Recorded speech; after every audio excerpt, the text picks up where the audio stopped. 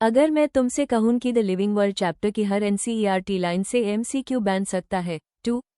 NEET, BSc, nursing, सब exams NCERT से high paper बनाते हैं, बस डिफरेंस इतना है कि स्टूडेंट्स एनसीईआरटी को लाइन बाय लाइन नहीं पढ़ते। आज के इस वीडियो में हम एनसीईआरटी की एग्जैक्ट लाइंस को एमसीक्यूएस में कन्वर्ट करेंगे, बिना एक्स्ट्रा थियरी, बिना बाहर का कंटेंट। अगर तुम इस वीडियो को एंड तक देख लोगे तो लिविंग वर्ल्ड के एमसीक्यूएस खुद बनाना सीख जाओगे। Segment 1, what is living? NCERT, MCQ, NCERT के according living organisms are characterised by growth, reproduction, metabolism, cellular organisation and consciousness. लेकिन जब एमसीक्यू में पूछा जाता है defining feature of living organisms कौन सा है, तो आंसर थोड़ा ट्रिकी होता है। ग्रोथ, गलत। क्रिस्टल्स जैसे नॉन लिविंग चीजों में भी ग्रोथ होता है। रिप्रोडक्शन, गलत। ये लिविंग ऑर्गेनिजम्स का यूनिवर्सल फीचर नहीं है, क्योंकि मूले और स्टेराइल वर्कर बीज रिप्रोड्यूस नहीं करते। कॉन्शियसनेस, गलत। ये हायर ऑर्गेनिजम्स में क्लियर होती है, लेकिन प्लांट्स में इसको मेजर करना डिफिकल्ट होता है।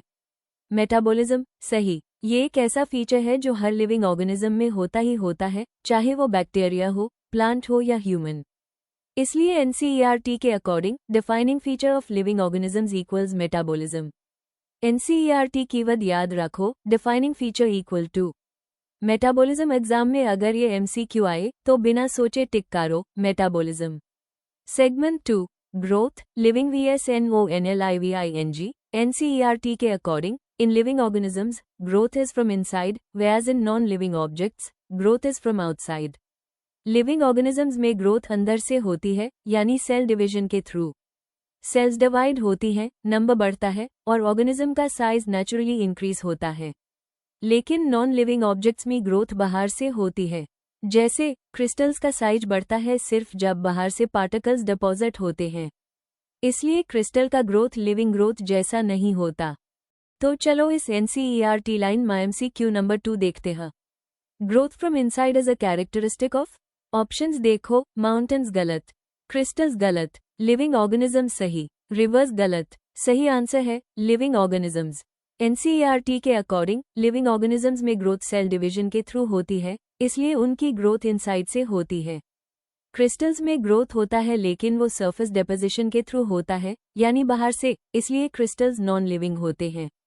एनसीईआरटी लॉजिक याद रखो, inside growth, living organisms, surface deposition, crystals. Segment 3, reproduction is not a defining feature. NCERT के according reproduction is not a defining feature of living organisms. बहुत स्टूडेंट्स यहाँ गलती करते हैं क्योंकि रिप्रोडक्शन एक कॉमन कैरेक्टरिस्टिक लगता है, लेकिन रिप्रोडक्शन यूनिवर्सल फीचर नहीं है। कुछ लिविंग ऑर्गेनिजम्स रिप्रोड्यूस नहीं करते, जैसे मूले, स्टेराइल वर्कर बीज और इनफर्टाइल ह्यूमंस। इसलिए अगर कोई ऑर्गेनिज्म रिप्रोड्यूस नहीं कर रहा, फिर भी वो लिविंग हाई माना जाता है। तो चलो इस लाइन का एमसीक्यू नंबर 3 देखते हैं। Which statement is correct regarding reproduction? Options ध्यान से देखो, ऑल लिविंग ऑर्गेनिजम्स रिप्रोड्यूस। गलत। B, reproduction defines living organisms. गलत। C, reproduction is optional in living organisms. सही। D, non living organisms reproduce. गलत। सही आंसर है ऑप्शन सी। एनसीईआरटी के अकॉर्डिंग रिप्रोडक्शन लिविंग ऑर्गेनिजम्स का यूनिवर्सल फीचर नहीं है। कुछ लिविंग ऑर्गेनिजम्स रिप्रोड्यूस नहीं करते, जैसे मूले, वर्कर बी और इनफर्टाइल ह्यूमन। इसलिए रिप्रोडक्शन को डिफाइनिंग फीचर नहीं माना जा सकता। एग्जाम ट्रैप याद रखो, reproduction equal to living, metabolism equal to living. Segment 4, metabolism most important. NCERT line, metabolism is the sum total of all chemical reactions occurring in a living organism. तो चलिए देखते HMCQ as NCERT line से do MCQ अक्सर पूछे गए HMCQ number 4, metabolism refers to। Metabolism का मतलब होता है लिविंग ऑर्गेनिज्म के अंदर होने वाली सभी केमिकल रिएक्शंस। ये सिर्फ ब्रेकडाउन रिएक्शंस नहीं होती और सिर्फ सिंथेसिस रिएक्शंस भी नहीं होती।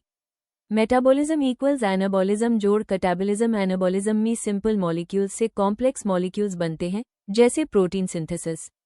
कैटाबॉलिज्म में कॉम्प्लेक्स मॉलिक्यूल्स टूटकर सिंपल मॉलिक्यूल्स बनते हैं, जैसे रेस्पिरेशन के दौरान ग्लूकोज का ब्रेकडाउन। फिजिकल रिएक्शंस मेटाबॉलिज्म का हिस्सा नहीं होते, इसलिए सही आंसर है option D, all chemical reactions in living organisms. NCERT line reminder, All chemical reactions occurring in living organisms are collectively called metabolism. MCQ 5. Which of the following does not show metabolism? Metabolism सिर्फ living organisms में होता है क्योंकि ये सभी chemical reactions का total है। Bacteria metabolism show करते हैं, फंगी मेटाबॉलिज्म शो करते हैं, प्लांट सेल मेटाबॉलिज्म शो करती है। वायरस का केस थोड़ा ट्रिकी होता है। वायरस आउटसाइड होस्ट बिल्कुल इनर्ट होता है, कोई केमिकल रिएक्शन नहीं होती, इसलिए मेटाबॉलिज्म एब्सेंट होता है। Virus inside host cell host के मशीनरी का उस करके लिविंग जैसे फीचर्स दिखाता है, इसलिए सही आंसर है option B, virus outside host. NCERT concept line, virus is metabolically inert outside the host cell. Exam trap, virus को हमेशा लिविंग समझना गलत है। वायरस का नेचर बॉर्डरलाइन होता है। Segment 6, consciousness, very tricky. NCERT line, consciousness is the ability to sense the environment and respond to stimuli. Bending of plant towards light एक example है फोटोट्रोपिज्म का, इसलिए इसका correct answer option C, phototropism है। NCERT के according phototropism का मतलब होता है प्लांट का लाइट स्टिम्युलस के रिस्पॉन्स में मूवमेंट या बेंडिंग दिखाना। यहाँ लाइट एक स्टिम्युलस है और प्लांट का उसकी तरफ झुकना रिस्पॉन्स। इस क्वेश्चन का की कॉन्सेप्ट है phototropism equals response to stimulus, जो एग्जाम्स में बहुत बार पूछा जाता है। सेगमेंट 8, टैक्सोनॉमी, NCERT को। NCERT line, taxonomy is the science of identification, nomenclature, and classification. Taxonomy is the science of identification, nomenclature, and classification of living organisms.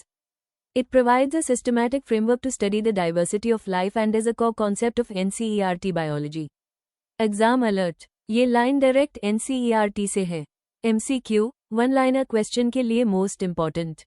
Binomial nomenclature एक scientific naming system है जिसमें हर organism का scientific named words का होता है। पहला word होता है जीनस नेम और दूसरा वर्ड होता है स्पीशीज नेम। ये सिस्टम इसलिए यूज किया जाता है ताकि पूरी दुनिया में एक ही ऑर्गेनिज्म का एक ही नाम हो और लोकल या कॉमन नेम्स की कंफ्यूजन ना हो। बाइनोमियल नोमेनक्लेचर NCERT का कोर टॉपिक है और एग्जाम्स में डायरेक्ट लाइन या MCQ के फॉर्म में बहुत पूछा जाता है। Which is the correct scientific name of mango? The correct answer is Mangifera indica. According to NCERT rules of binomial nomenclature, the genus name starts with a capital letter, the species name is written in small letters, and the scientific name is written in italic form. If handwritten, it should be underlined separately. Hence, option C is the correct answer. अगर तुमने ध्यान दिया हो, तो ये सारे MCQs direct NCERT line से बने हुए थे। अगर तुम NCERT को स्टेटमेंट क्वेश्चन ऑप्शन में कन्वर्ट करना सीख गए तो कोई एग्जाम टफ नहीं लगेगा। अगर तुम चाहते हो next video NCERT lines MCQs और दूंगी तो कमेंट में नेक्स्ट लिख दो। लाइक, शेयर और सब्सक्राइब करना मत भूलना क्योंकि यहाँ NCERT को तोड़ तोड़ के पढ़ाया जाता है फुल स्कोप बुक।